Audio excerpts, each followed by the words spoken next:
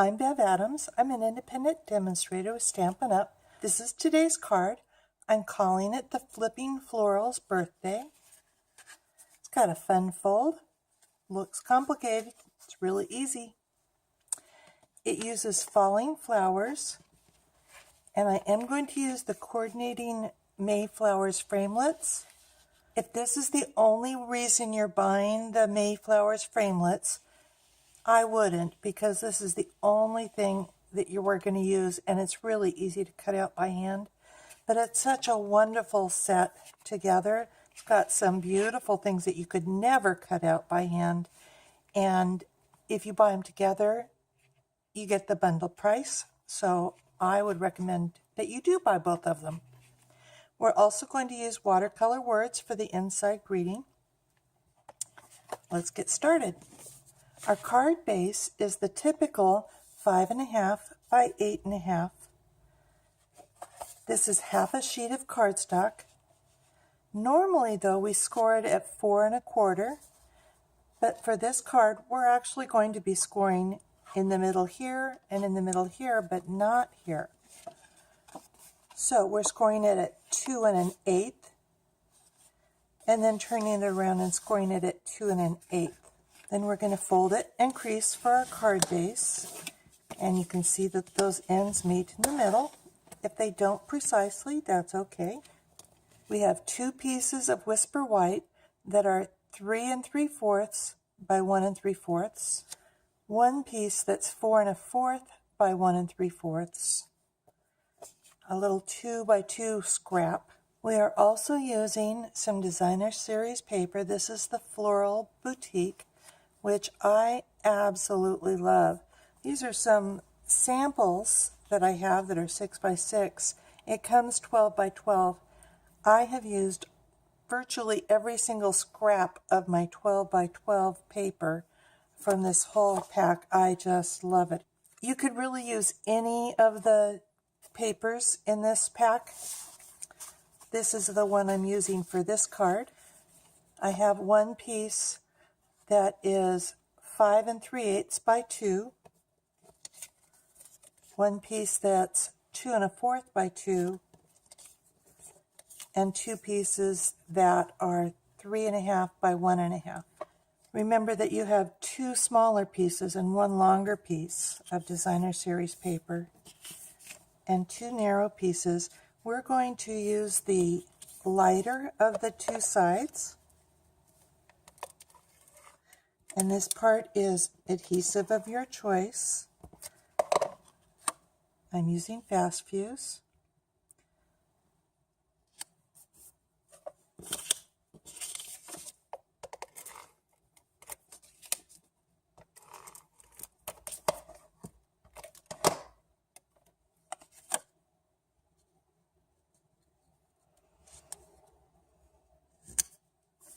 And we have just centered that on that paper. We want to put it right in the middle here, centered side to side. Add adhesive, and I already had adhesive. I had a little oopsie. We're going to put one of these pieces in the very top right corner, making sure it's even with the card edge. And the other one in the bottom right corner. And we want to be sure that there's no adhesive here. This piece, and notice that I'm putting the dark side out. This piece also gets the dark side out, and we're putting that here, centered in this panel. Easy peasy. Going to do a little stamping. I'm using the big swirl, using Night of Navy. Push, flip, lock it in place. I want to protect my table here because I am going to go over the edge. I want that to show up in the upper corner, and everything else is going to kind of go off the page.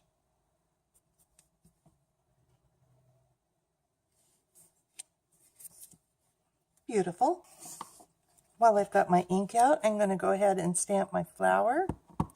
Notice that it's got a little arrow. If I want to make sure and keep that toward the top, so it will make it easier to align the framelits.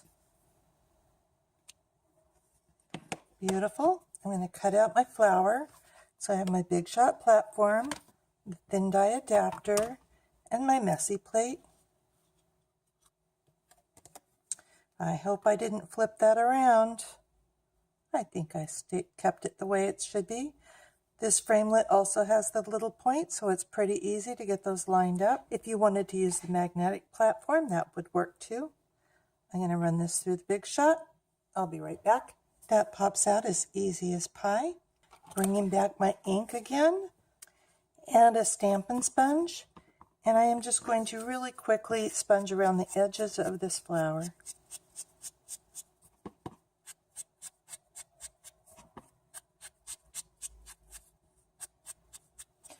I have one more thing I need to stamp. I need to stamp the greeting right in the middle on the inside of my card. So I've got Happy Birthday. This is a photopolymer stamp. So I've got my Stampin' Pierce mat underneath.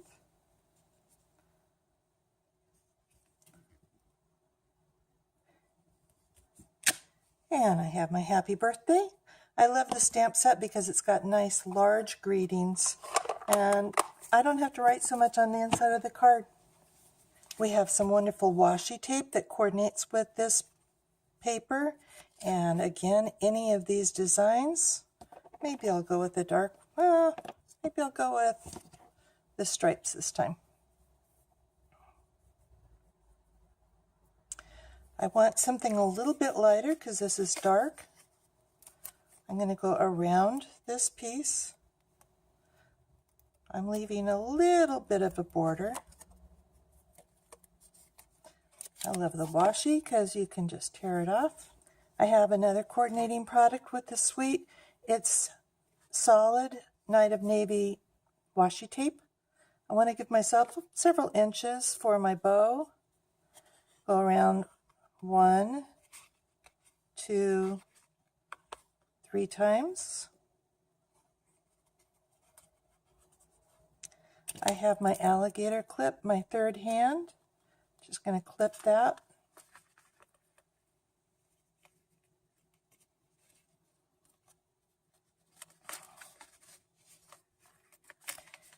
Make sure I enclose all 3 of those layers and tie my bow. The baker's twine is really easy to make a nice, neat bow with. It's just like tying your shoes. And then I like to make my bow a little bit smaller. Trim it up. Then I want to use dimensionals here. So I'm putting 2 on the very end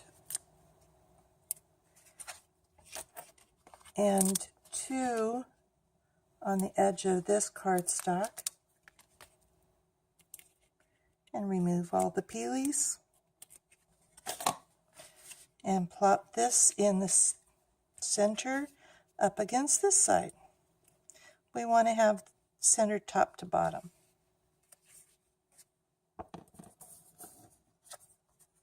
Add the flowers with some more dimensionals.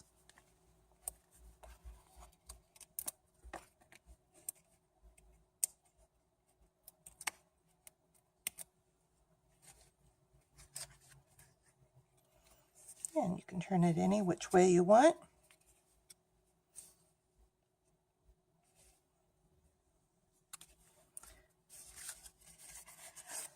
And that's it.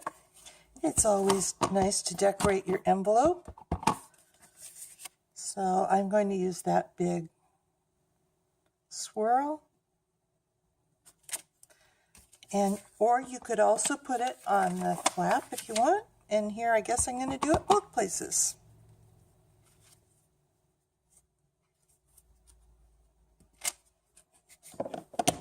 And that's it. That's all there is to it. A fancy flippin' florals card. Easy peasy.